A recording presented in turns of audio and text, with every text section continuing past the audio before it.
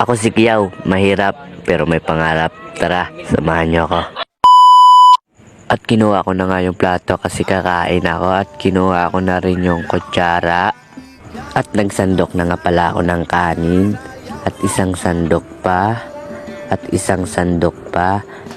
At nakaapat na sandok nga pala ako ng kanin kasi gutom na ako at sumandok pa nga ako.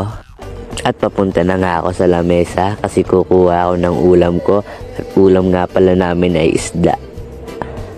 At nakaapat din nga pala ako ng isda ang kinuha ko dyan. Tamang kuha-kuha lang. Okay na yan.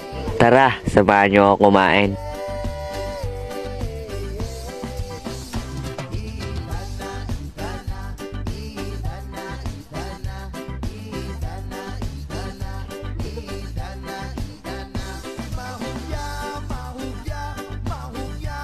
At pagkatapos ko nga palang kumain, pupunta ako sa tindahan at bibili ako ng sigarilyo. At bumili na ako ng 2 sigarilyo. At tamang yosi-yosi lang pala ako dyan guys.